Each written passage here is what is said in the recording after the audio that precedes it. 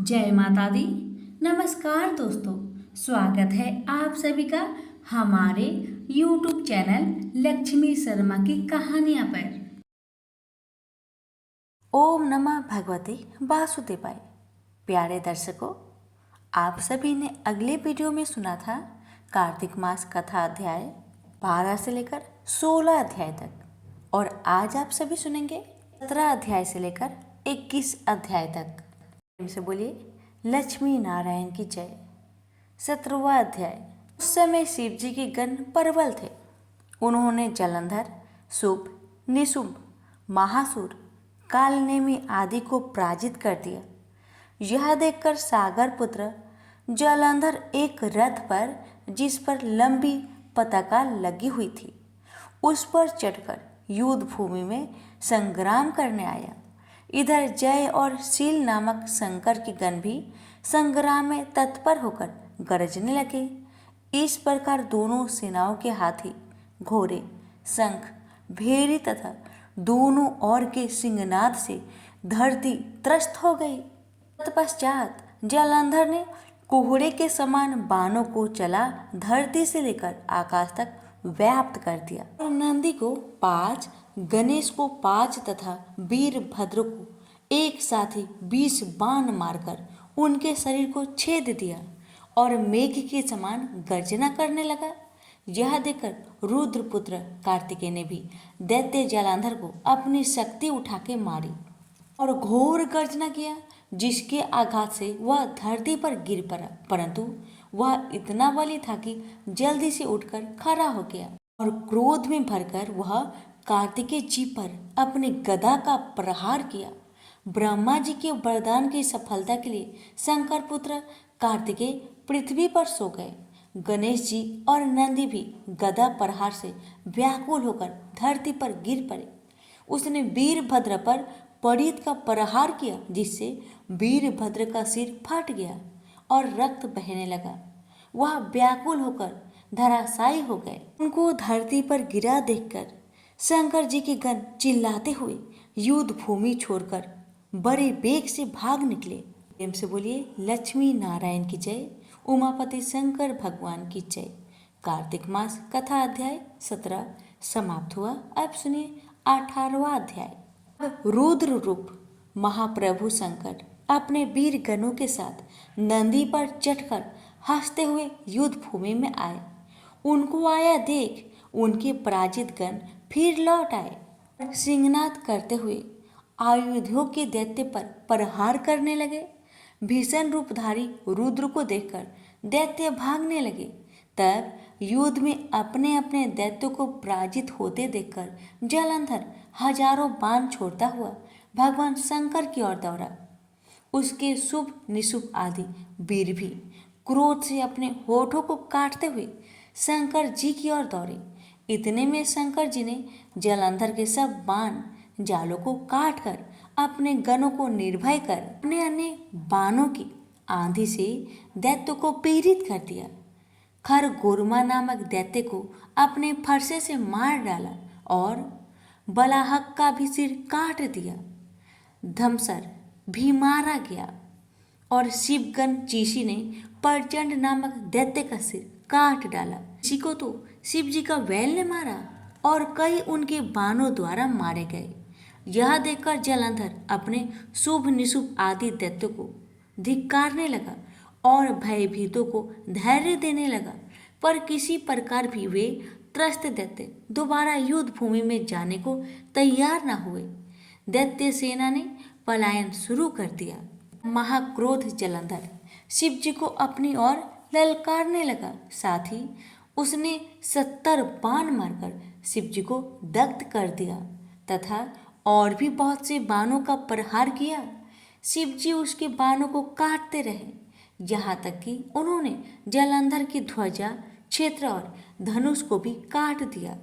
7 बाण मारकर उसके शरीर में आघात पहुंचाया। धनुष के कट जाने से जलंधर ने प्रचंड बाण मारकर उनकी गदा के टुकड़े कर दिए। तब उसने समझा कि शिव मुझसे बलवान है, अतः उसने गंधर्वी माया उत्पन्न कर दी। अनेक गंधर्व अप्सराओं से गण पैदा हो गए।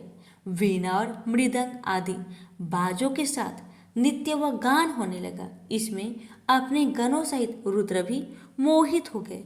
उन्होंने युद्ध बंद कर दिया। फिर तो काम से मोहित हो जलंधर जल्दी से त्रिनेत्र भगवान शंकर का रूप धारण करके वृषभ पर बैठ पार्वती के पास जा पहुंचा। उधर जब पार्वती ने अपने पति को आते देखा तो अपनी सखियों का साथ छोड़ दिया और आगे आई।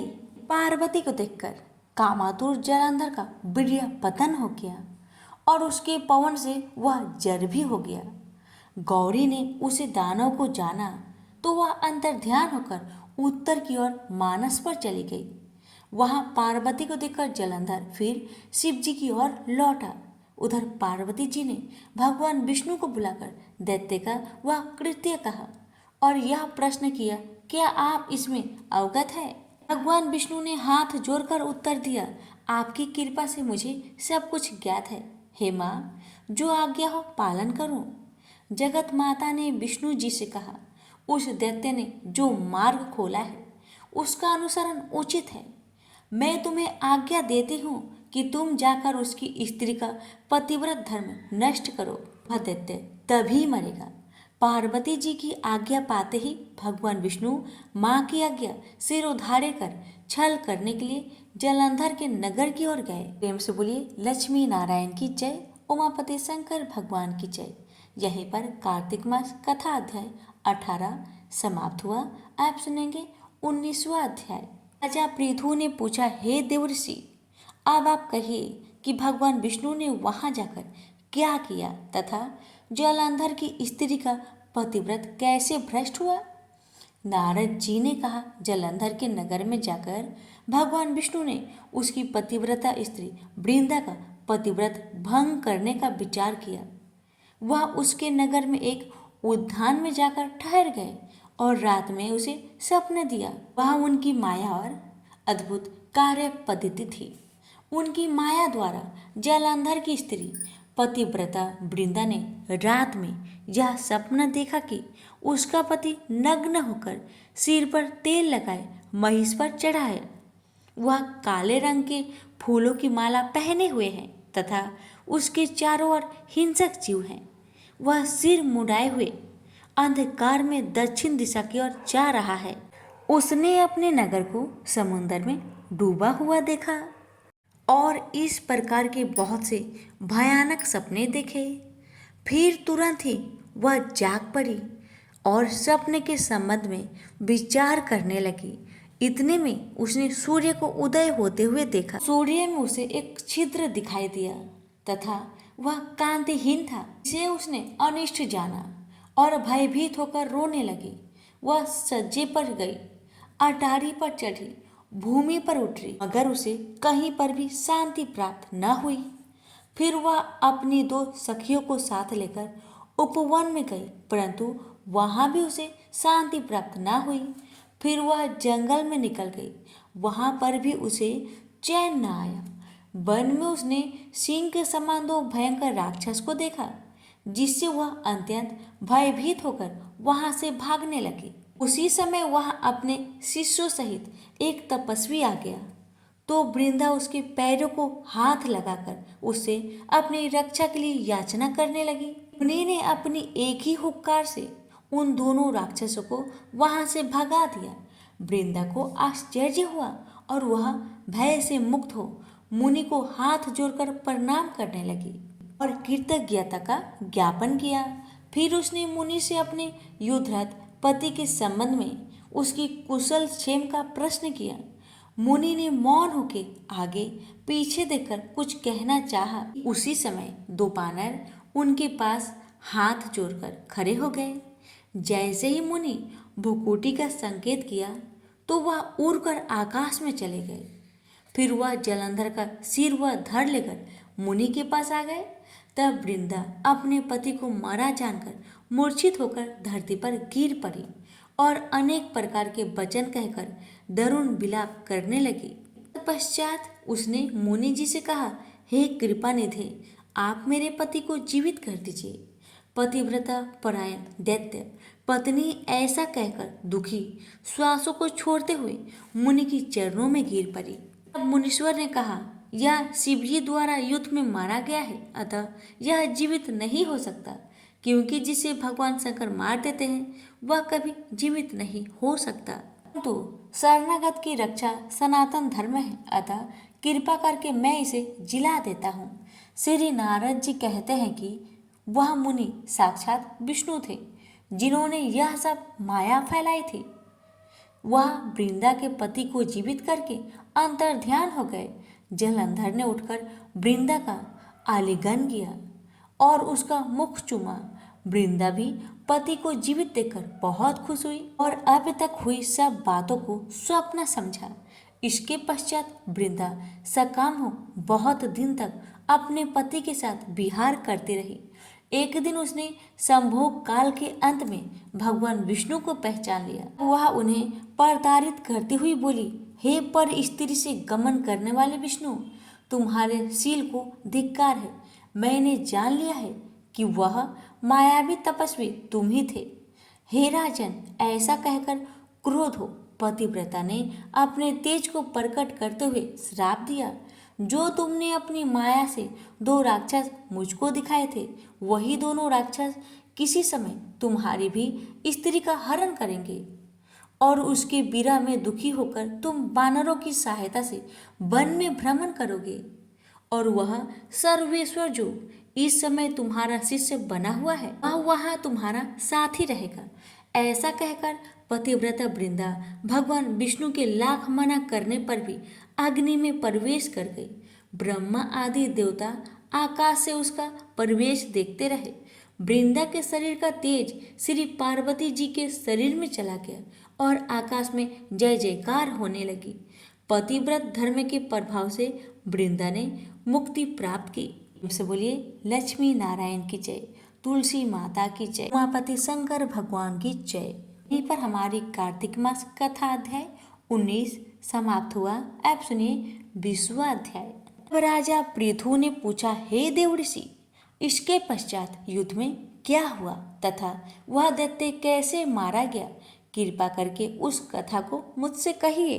नारद जी ने कहा कि जब गिरिजा वहां से अदृश्य हो गई और गंधर्वी माया भी विलीन हो गए, तब भगवान वृषभ ध्वज चैतन्य हो गए। उन्होंने लौकिकता व्यक्त करते हुए बड़ा क्रोध किया। फिर भगवान शंकर जलंधर से युद्ध करने लगे। जलंधर शंकर के बाणों को काटने लगा, परंतु जब काट ना सका तो उसने माया की पार्वती बनकर अपने रथ से बांध ली। विलाप कर रही थी। तब अपनी प्रिय पार्वती को इस तरह कष्ट में पड़ा देखकर शंकर जी लौकिक लीला दिखाते हुए संसारिक जनों की तरह व्याकुल हो गए और उन्होंने अग्नि पुंज की तरह भयंकर रौद्र रूप धारण किया।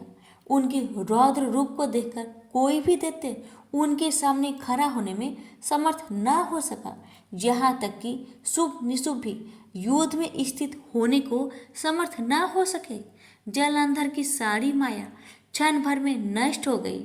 युद्ध में चारों ओर हाहाकार मचने लगा। शिव जी ने उन भागते हुए शुभ निशुभ को श्राप देकर बड़ा धिक्कारा और कहा, तुम दोनों बड़े दुष्ट हो।